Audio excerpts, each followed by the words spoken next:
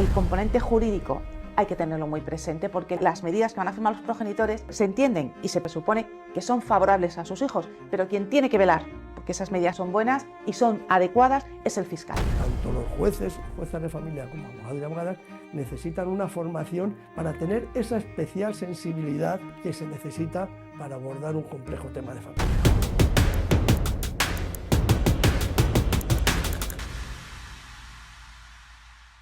Yo incluso pensando egoísticamente como abogada de familia, yo prefiero que haya un mediador, ¿no? Claro, que ayude al consenso, al diálogo entre las partes, que mejoren, y nosotros estamos para lo jurídico, para redactar el plan de parentalidad, el convenio regulador, hacer un traje a medida, como solemos decir los abogados siempre de familia, y nos abstraemos de estos problemas de cotidianidad que dices, bueno, esto es de mediación, esto no es mi competencia. Claro, es que cuando yo al principio he comentado, es decir, el conflicto de familia, hay que entenderlo como es el conflicto de familia. El conflicto de familia tiene un componente jurídico que hay que cubrir, ese es el abogado, necesariamente, y un componente emocional que es el mediador.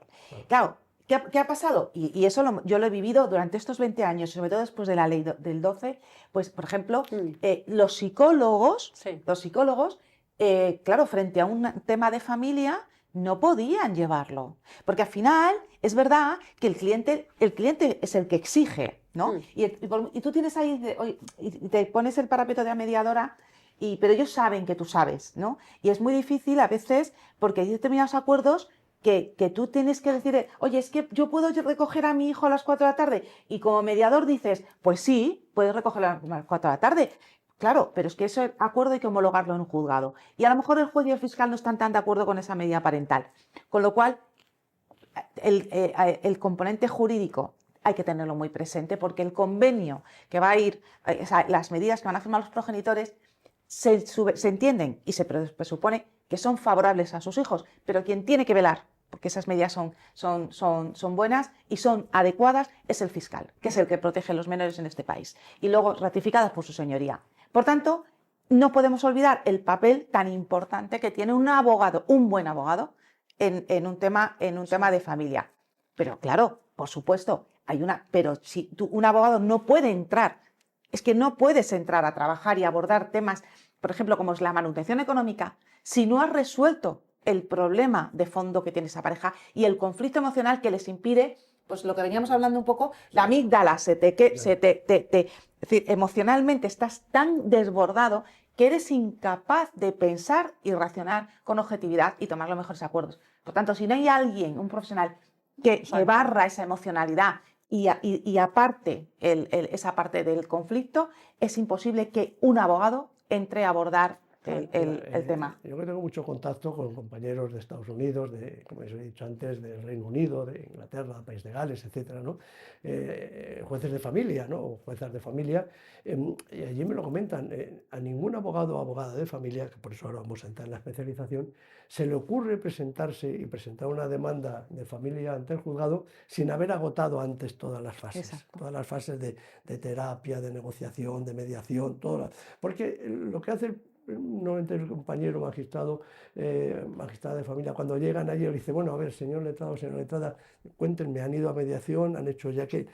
Dicen, sí, bueno, sí, ya lo hemos hecho. No, a ver, díganme, pero ¿cuántas sesiones? Sí. ¿Cuántas veces han ido? ¿Cómo lo han hecho? ¿Cuánto tiempo? Aunque luego ya, si no han llegado a un acuerdo, pues están aquí. Pero explíquenme que efectivamente eso ha sido intentado de verdad.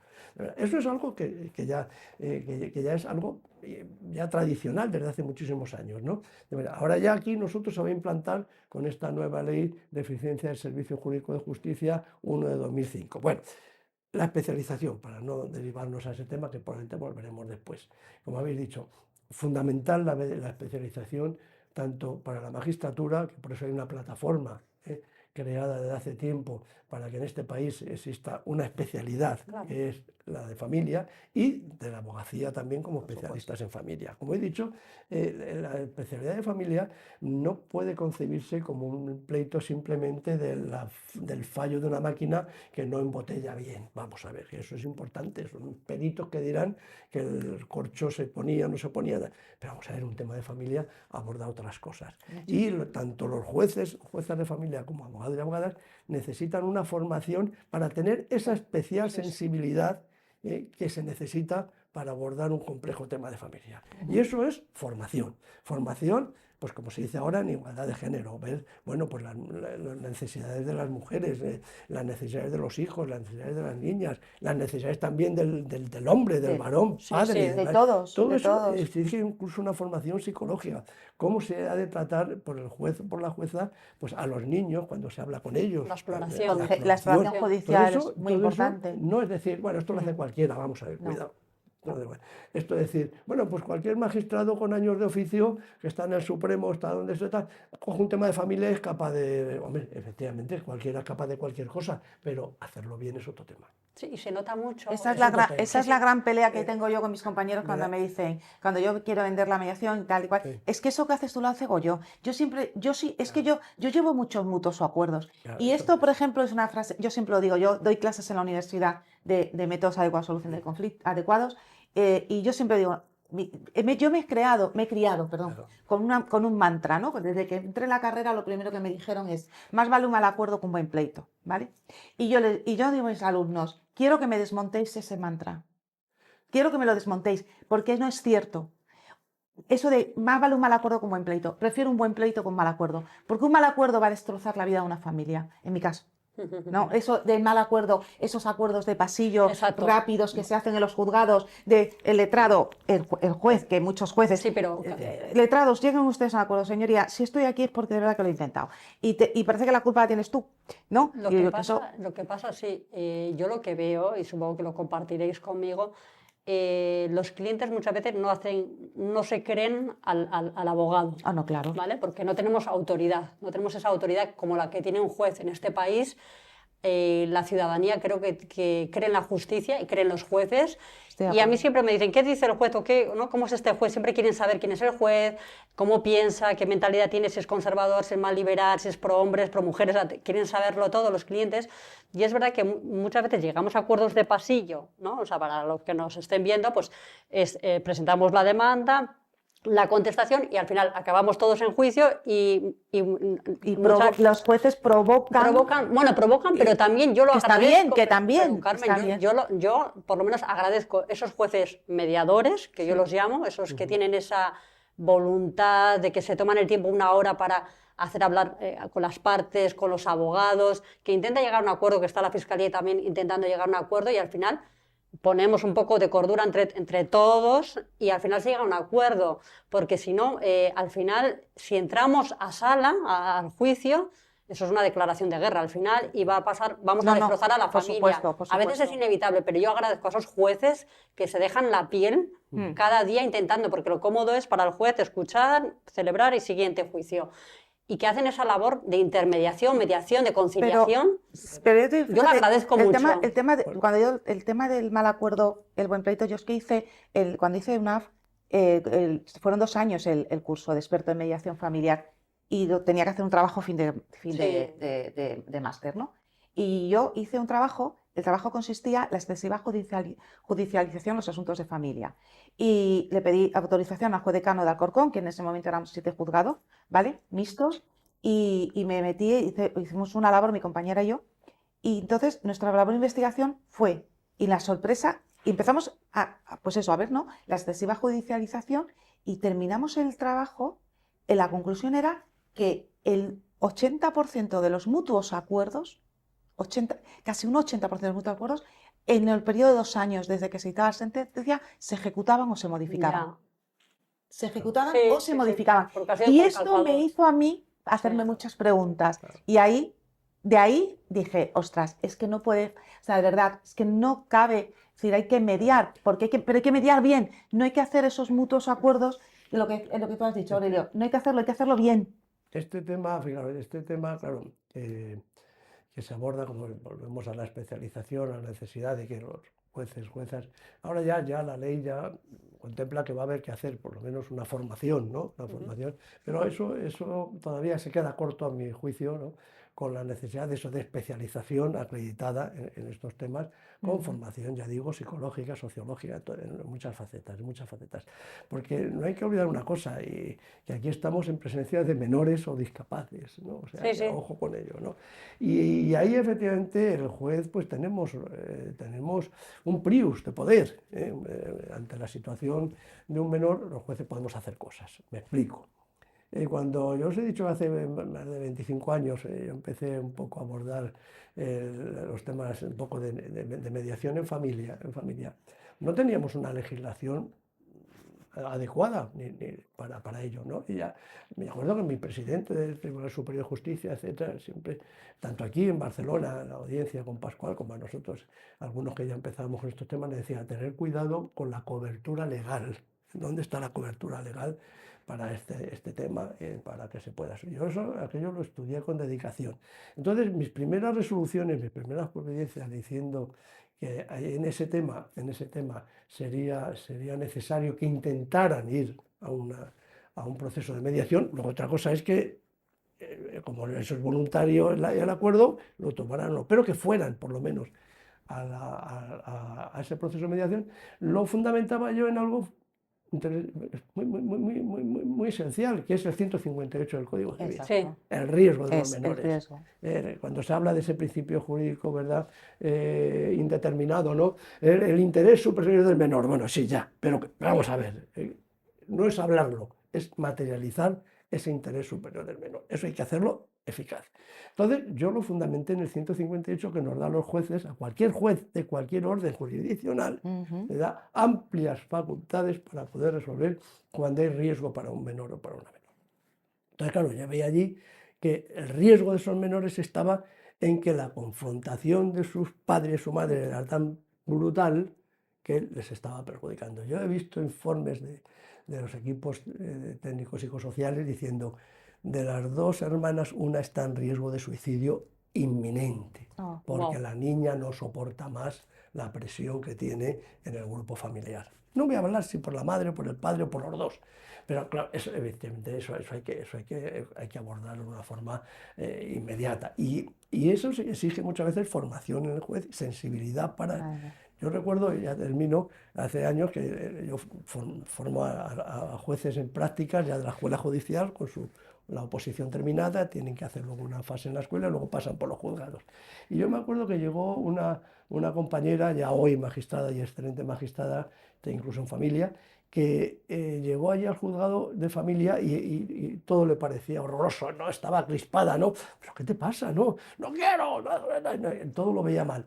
Entonces ya un día hablando con ella, digo, oye, vamos a ver, tú tienes que hacer aquí la fase en familia, y dice, mira, es que yo estuve en estos juzgados de familia de pequeña, Bueno. con 10 años, en los juzgados de familia, además de Madrid, Madre mía. en este edificio estuve. Dice, y todavía recuerdo con horror lo mal que lo pasé, por todo, por el entorno, por el tener que venir, y no lo había olvidado en tantos años. Y tenía ese trauma todavía heredado de aquella situación. Bueno, pues entonces mi primera cuestión como formador era abordar ese punto. Entonces, claro, ya fue viendo un poco cómo cuando ya tenemos práctica, tenemos experiencia y tenemos formación, pues yo me he formado todo lo que he podido y más, empezó a ver que había una forma de tratar en familia los asuntos menos dolorosa de como ya la había sufrido.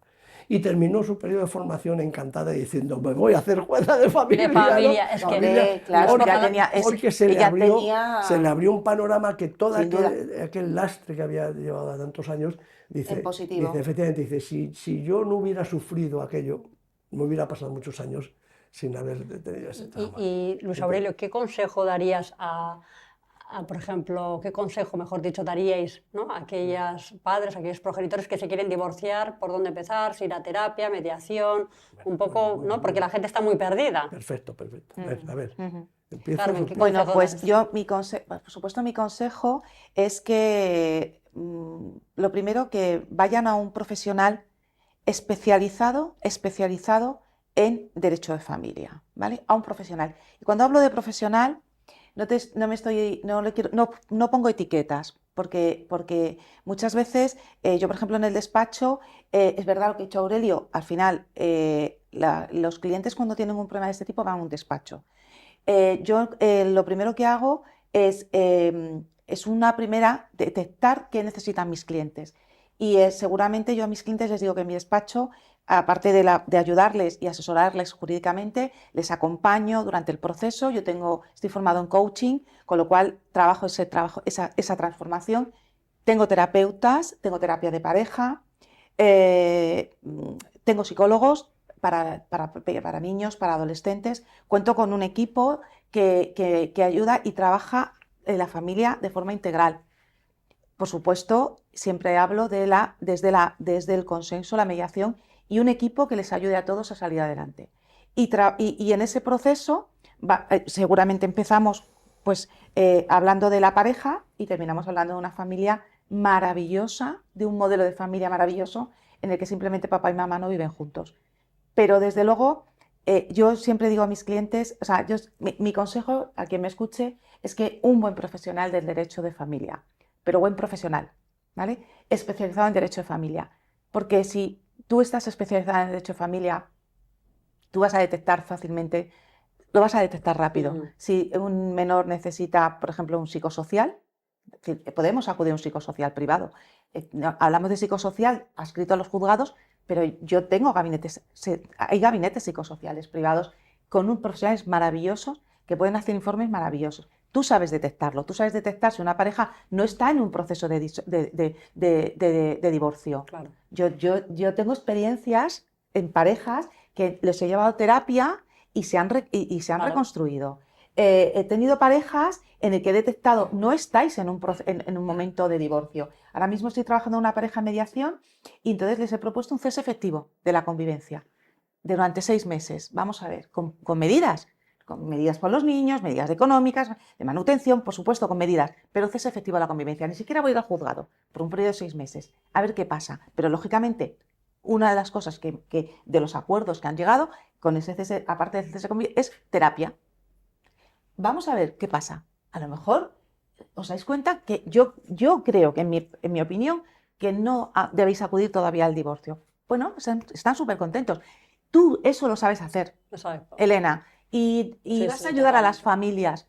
Si vamos a un despacho en el que, lógicamente, pues generalista, yo era un despacho generalista, así que yo he estado ahí. O sea, vienes Yo sí, vengo de ahí, ¿no? El civil. despacho que lo mismo llevas un penal, un civil, que familia, que tal, hasta que te das de bruces con la realidad y dices, no, Carmen, o sea, si tú quieres hacer un buen trabajo, si tú quieres ayudar a las familias, tú tienes que empezar entonces me quité el laboral, me quité el CIP y ahora me dedico pues a familia, porque, no sé, entonces ahí es donde tenemos que ir, ¿no? A buscar un buen Bueno, abogado de yo creo que derecho de familia. fantástica exposición Sí, desde Carmen maravilloso. sobre lo que es las bondades de la abogacía, o sea, y de la abogacía de familia. Vamos, pero ahí lo tenéis perfectamente expuesto.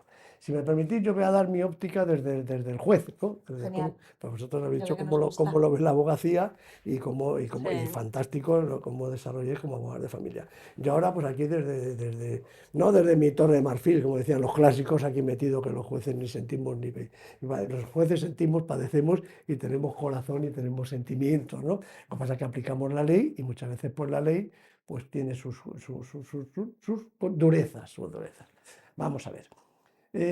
Ante una situación de conflicto familiar, tenemos que partir de que no vivimos en una Arcadia feliz. Si el mundo fuera feliz y maravilloso, no habría ni abogados, ni médicos, ni nada, porque todos estaríamos por ahí, ¿verdad? Por los mundos, nos cogeríamos enfermedades, no nos enfadaríamos y tal. Esa no es la realidad.